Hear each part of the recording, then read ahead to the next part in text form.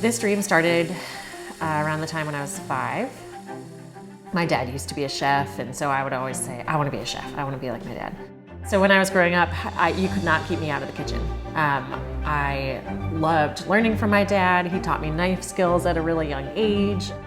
I just absolutely loved it. It was like my favorite place to be.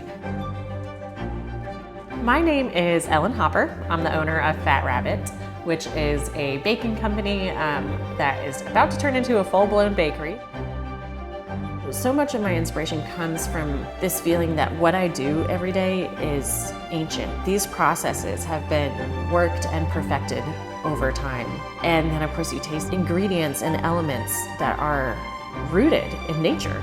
And so I believe that the process and the flavors should align. When you do that, I think you get the best product and you get the best tasting cake.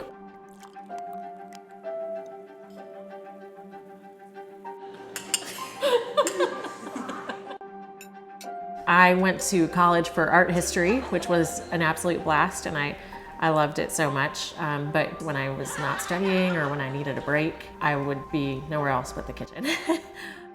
In the summer of 2013, at a bakery called Sweethearts Patisserie, I said, I will do whatever you want me to do. I just want to learn and I just want to bake. In that bakery were some of the most educational months of my life and really built the foundation for my career. So after graduation, I came back to Richmond and I spent a year working at a coffee shop called Star Crazy, and I just had some liberty to bake. I moved on to WPA Bakery. I spent a couple of years there, eventually managing the kitchen. So I started working for Stella's in the fall of 2018. I came in as backup baker and then quickly moved on to leading the baking team. And they were willing to let me be entirely creative with the flavors of the cakes that we would put in the case. That was such an immersive 2 years. It was amazing. And so during that time that I was working for them, I also had been building Fat Rabbit on the side. So it really was this overlapping year or two of starting to create a vision for what Fat Rabbit was going to look like. When the pandemic hit, of course I was still at Stella's leading their team there. I have a long asthma history, so I was like, okay, I'm gonna step back from work for what I thought was gonna be a week or two. And so during that time when I was home, I just kept baking.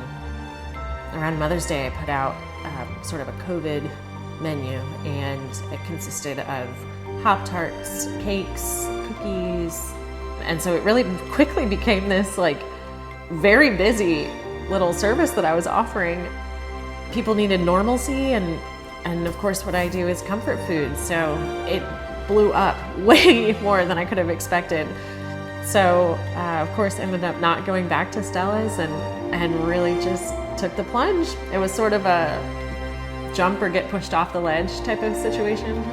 In July, I moved into Hatch and I hired my first employee, whose name is Grace, and my family was coming down from Maryland all the time to help me out on holidays and busy weekends, and it was just becoming really clear that this was working.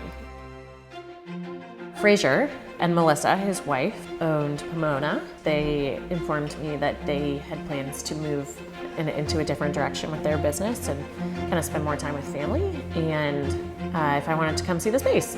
It just became really clear, this needs to be the move.